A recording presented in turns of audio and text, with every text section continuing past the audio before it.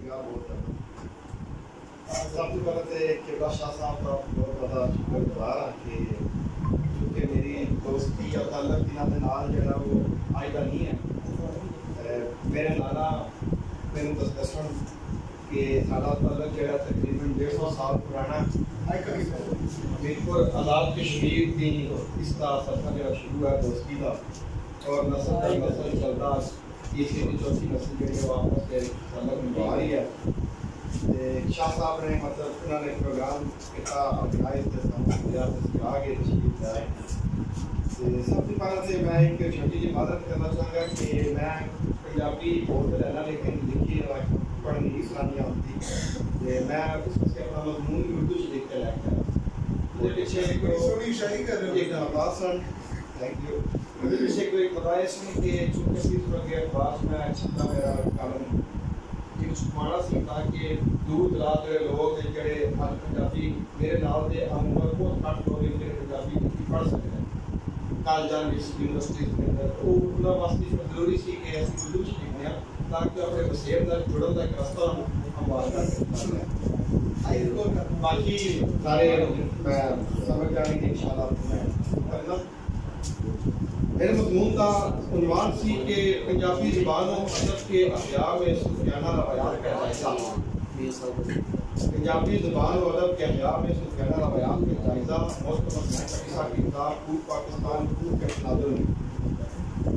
کوک فریدہ کوک تو زیوں رکھا جواب جب لگ ٹانڈا نہ گرے تب تک کوک پکار. راہ مدینہ سے شروع ہونے والا ذوق و شوق اور تحقیق و جستجو کا یہ سفر اردو کے دبستانوں کی نمائندگی کرتا ہوا جب کوک پاکستان کوک کی منزل پر پہنچا تو پنجابی فصاحت و بلاغت کے دریا میں واسی کر کے دنیا تحقیق ایک نیا شاہکار ڈھونڈ آیا. کوک پاکستان کوک کا پہلا پراگا اسی سفر میں پڑاؤ ہے منزل مقصود نہیں. ابھی بہت سے تصورات و خیالات حسن بھٹی صاحب کے ذہن میں پنپ رہی ہیں جو مشاہدی الفاظ سے روح سے فکر کو سڑائے ہیں. محقق الاسر علامہ سید نصیر مولوی نے کہا تھا کہ خیال اسے کہتے ہیں جو بھی الفاظ سے آشنا نہ ہو. قبل از یہ افلاطون کی جب خیال اور تکبر میں فرق واضح نہ کر سکا کریٹائلس نے فرمایا کہ کوئی ذی فہم شخص ان خیالات کو جس پر اس کی عقل نے غور کیا ہے کبھی الفاظ کا جامع پہنانے کی کوشش نہ کرے گا. البتہ راہ مدینہ کے شاندار مقدمے سے شروع ہونے والی ابحاث علمیہ کوک پاکستان کوک تک جون کی تو جاری ہے. یعنی اس طرح پنجابی اور پنجابیت کے موضوعات میں اضافہ کرتے ہوئے بات کوک پاکستان کوک تک پہنچی ہے. بین جی بھٹی صاحب کی سوچ کا سفر بھی مقامی لسانی اور سماجی پنجابی بولنے سے شروع ہو کر اس وقت وطن عزیز پاکستان کو دہائی دیتے ہوئے باہمی اتفاق اور اتحاد کا پرچار ہے.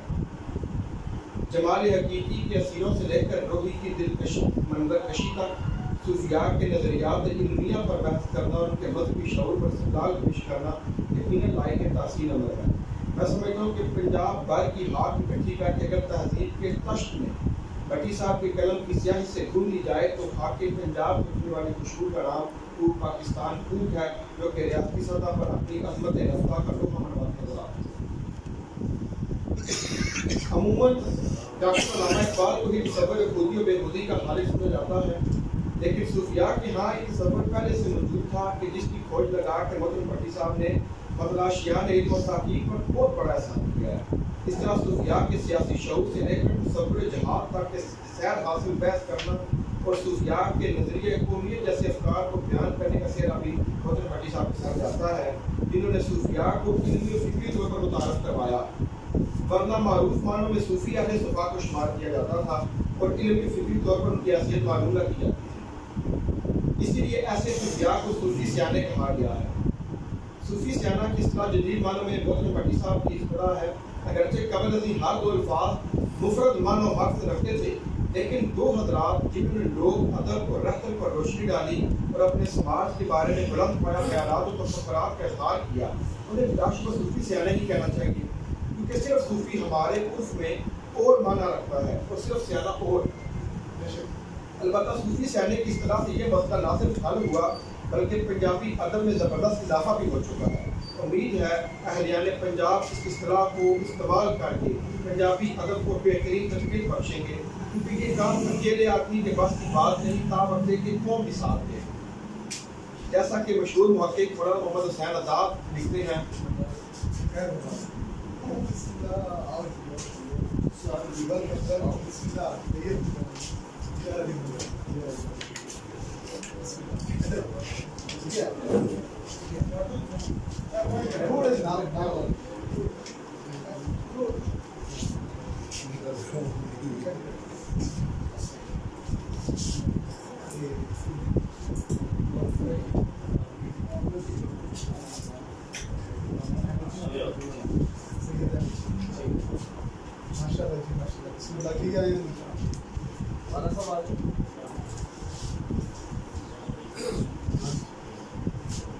चिरागुद्दीन बाना साहब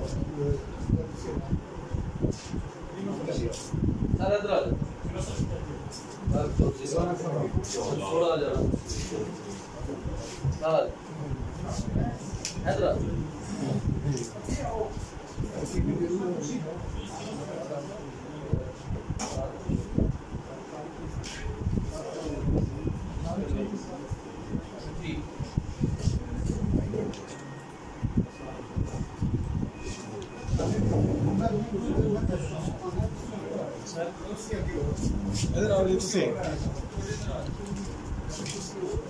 इत्थे आओ, तुसी इत्थे आओ, इत्थे आओ के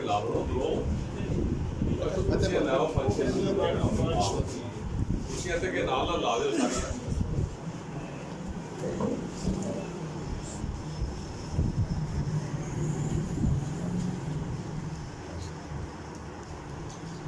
कि बस की बात नहीं, तावक्ते की कौम भी साथ दे।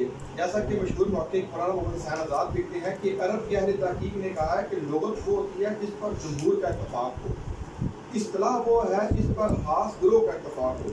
अलबत्ता कोई इल्मी मुसन्निफ या साहिब इजाद कादिरुल कलाम शख्स के अल्फाज इजाद कर सकता है, लेकिन इनके क़याम उम्र के लिए उसे भी जमहूर का हुस्न कबूल हासिल करना पड़ेगा।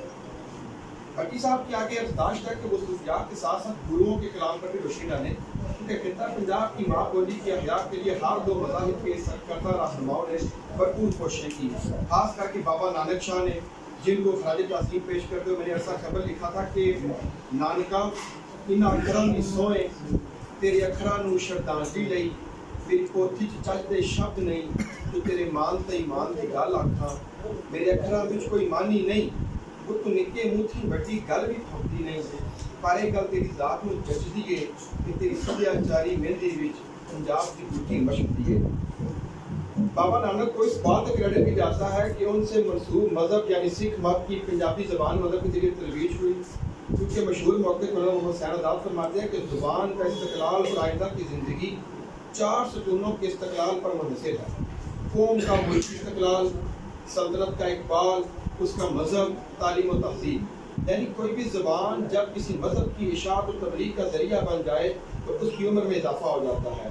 सिख मत का शुमार अगरचे गैर सामी मज़ाहिब में होता है, लेकिन माजी करीब के गैर सामी मज़ाहिब में जब बाबा नानक ने मुताजिबाना तौर पर तौहीद का आवाज़ा बुलंद किया कि एक उनकार सतनाम करता पुरख निरभो निर्वै अकाल मूरत अजूनी सह बन गुर प्रसाद, जब आज सच जुगात सच है भी सच नानक होसी भी सच। तो दानिशवरान हिंद समेत फलासफा मुहक्किकीन ने खूब तहकीक फरमाई, लेकिन याद रहे बाबा नानक अपनी मुशाहिदात की बिना पर मौक़िफ़ थे। डॉक्टर अल्लामा इकबाल ने आपके उत्तर कहा था, फिर उठी आखिर सदा तौहीद की पंजाब से, हिंद को एक मर्द कामिल ने जगाया ख्वाब से। वक्त में भट्टी साहब के यहाँ कहीं कहीं जिक्र अगरचे मिलता है, लेकिन बाबा नानक ऐसी कदावर शख्सियात मुफस्सल लिखे जाने के लायक हैं, और ज़ुबान व अदब तो बिला तफरीक मज़हब और नस्ल सब के लिए होता है, सब का होता है और सबसे होता है। फारसी और पंजाबी शायरी में मानवी मुमाफ़त कायम करने के हवाले से तकाबुल की नई तर्ज़ तहक़ीक़ को जन्म देता है। जैसा कि वज़न भट्टी साहब के यहाँ हमें ऐसी बीसियों मिसालें मिलती हैं। तमाम तबरेज़ी का मारूफ नक़ल शेर नकल करते हैं कि 1000 बार बिशोयम दहान पर मुश्क गुलाब हनूज नाम तो गुफ्तन कमाल बेअदबीस।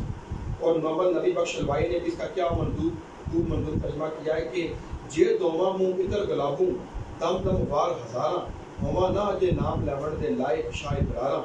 अब रूमी कश्मीर से मान तकाबुल भी देखिए, लिखते हैं कि जे लखबारी इतर गुलाबूँ तो ये नित जुबाना नाम उनाता लायक नहीं की कलमे का काना। صوفی شعراء کا اپنے سماج سے تعلق اور زبان و ادب سے دلچسپی اور وابستگی کی ایسی کلی حقیقت ہے جسے مفر نہیں۔ بیشتر صوفی شعراء کا بادشاہوں کے درباروں سے بے نیاز ہو کر نانے جمی پر گزر اوقات رہا۔ یہی وجہ ہے کہ پنجابی شاعری میں محبت سے لے کر مزاحمت تک، اصلاح معاشرہ سے لے کر جنگ و جدل تک کے اذکار ملتے ہیں۔ جیسا کہ سید علی حیدر ملتانی نے نادر شاہ ایرانی کے حملوں کی بابت فرمایا، اے ایرانی نادر ظالم کون دے مول نہ سنگرینی، اور وہ مقامی مصلحت پسند حکمران جو اپنی مسند حکمرانی بچانے کے لیے آمادہ اتکاب نہ ہوئے، ان کے بارے میں فرمایا، بیڑے بھر پر دیون خزانے فارسیاں خراسانیاں نو۔ ڈاکٹر علامہ اقبال نے بھی نادر شاہ کو آڑے ہاتھ سے لینے کی کوشش کی، لیکن وہ بات نہ بن پائی جو علی حیدر ملتانی نے جذباتی وابستگی کا اظہار کرتے ہوئے نندیا کی تھی۔ علامہ لکھتے ہیں، نادر نے لوٹی دلی کی دولت، ایک ضرب شمشیر افسانہ کھوتا۔ صوفیاء کے ہاں اپنی دھرتی سے جذباتی وابستگی اور دھرتی کے بسنے والوں سے محبت کا یہ عالم ہے کہ قریباً تمام شعراء نے ہی پنجابی قوم اور دھرتی کے بارے میں اپنے خیالات گاہے بگاہے پیش کیے ہیں۔ کبھی سخن کے وارث بھارت شاہ کہتے ہیں، سارے ملک خلاف پنجاب پچھوں سن بڑا افسوس قصور دائے۔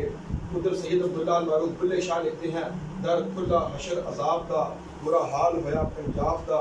ادھر حضرت شاہ مراد کہہ اٹھتے ہیں، پشاور تھی جمنا تائیں چمبا تھی دا ڈیرا، بولڑ سمجھڑ لوگ پنجابی سچا سخن میرا۔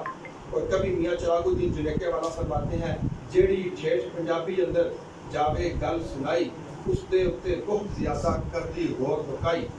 چنانچہ ضمن میں پنجابی زبان و ادب کے حوالے سے آدم چشتی اپنی کتاب سنہندرے میں لکھتے ہیں، ایس سچائی کو کون جھٹلا سکتا ہے کہ ہر زبان اپنے وچ ایک اچچ کشش، ایک انوکھی ڈونگائی تے ایک نویکلا سحپن رکھتی ہے، پر میں سمجھنا وا جڑی مٹھاس جڑا رس جڑا ساڑ پنجابی زبان میں ملیا ہے وہ شاید کسی اور زبان میں نصیب ہویا ہے۔ خاص طور تے تصوف تے عرفان کے ڈونگے رمزاں وصل تے ہجر کے نازک وارداتاں دا اظہار کرن لگیاں، جنہ ساتھ زبان دیندی ہے وہ اور بھی زبان نہیں دیندی۔ پر میں یہ گل اس لیے نہیں کر رہا جی میں پنجابی ہاں تے مینوں پنجاب دی دھرتی نال عقیدت کی تے عشق بھی، میں تے صرف یہ کہہ رہا کہ اس زبان دا ایک اپنا حسن ہے تے اپنا مقام ہے جنوں کسی اور زبان دا بندہ نہیں سمجھ سکتا۔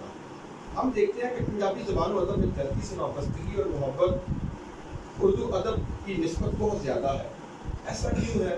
اس ضمن میں مشہور محقق اور عالم سید سلمان ندوی کی تحقیق مسلم ہے کہ انہوں نے مشترکہ زبان کے حوالے سے اردو اور ہندی کے مابین لسانیاتی قاعدہ دیتے ہوئے رقم فرمائی کہ ایک شائستہ مہذب زبان کا خاصہ یہ ہے کہ اس کا نام لینے کے ساتھ وہ قوم یا ملک سننے والے کی سمجھ میں آ جائے جس کو اس سے نسبت، اس زبان سے نسبت ہے، نہ یہ کہ زبان لینے کے بعد اس کے ساتھ ایک تاریخی یا تاریخی فکرہ اضافہ کیا جائے جس سے اس کے جنم بھومی کی کہانی معلوم ہو۔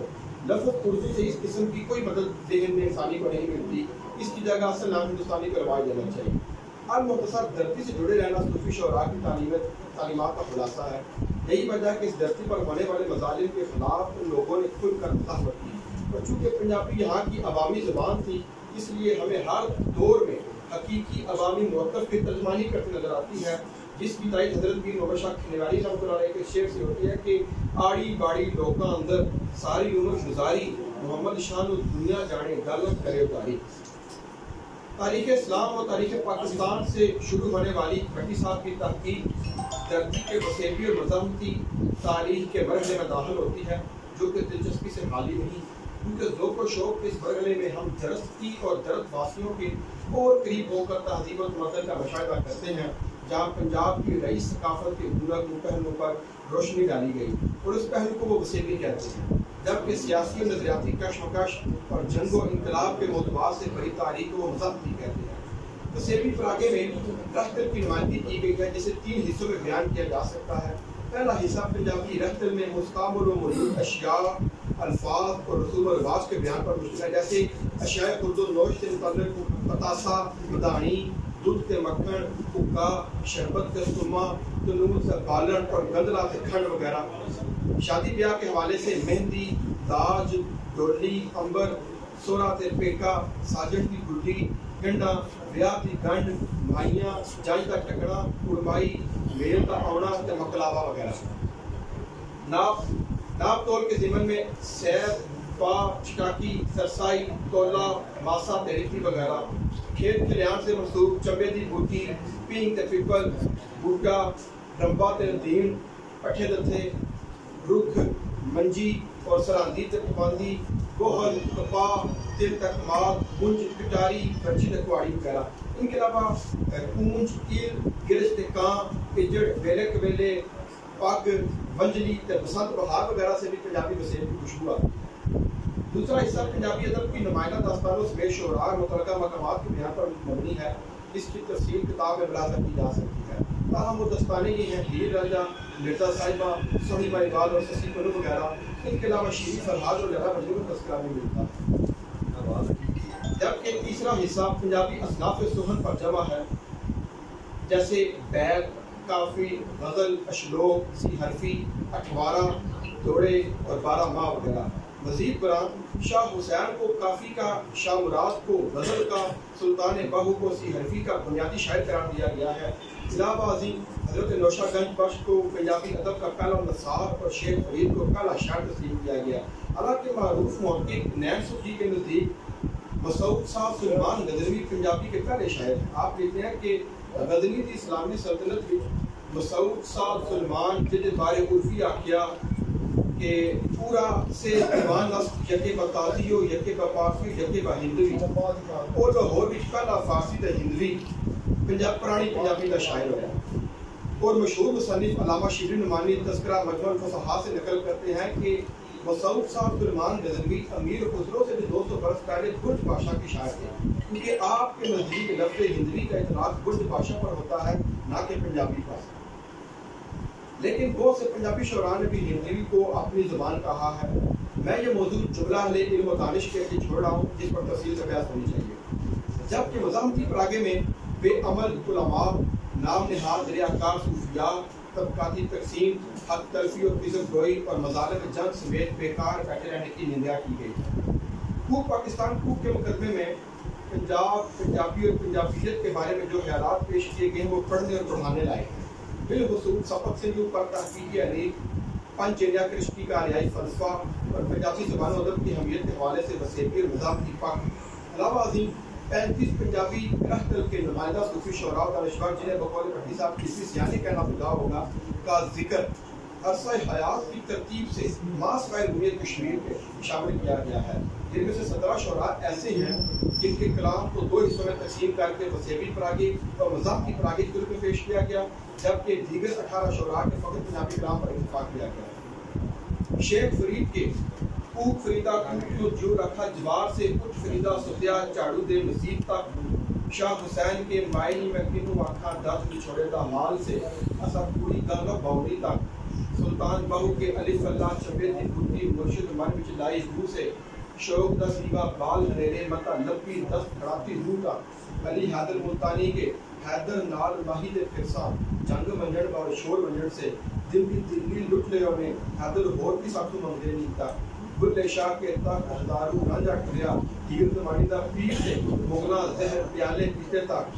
فارس شاہ کے بنا مرشدہ رانا ہاتھ آوے دودھ باج نریج دی کھیر سائیں سے، فارس شاہ لٹاؤ دے غریب مارے خوف سے روح نہ بول دے جا، فرد فقیر کے چلی بات پکڑ دی آئی کے سے، محنتیاں نو کمی آکھن خون انہاں دا کھاندے تک، ہاشم شاہ کے ہاشم ساجڑ کول ہمیشہ باویں بچھڑے ہوڑ مہینے سے، ظلم و کوک گئی آسمانی دکھیا زور دلاندی تک، میاں ہدایت اللہ کے ہن 10 پیاریا جا کتھے، مینا عشق ساڈے دا چائی کے دے سے، پیون ہون غریباں دا جو کمانگو، ظاہر چپ جی میں لپا سیتیاں نے تک، خواجہ فرید کے ہر صورت وچ دل داڑ جٹھم سے، آ چنو رل یار کیلو پکیا نیوے تک، غلام رسول عالم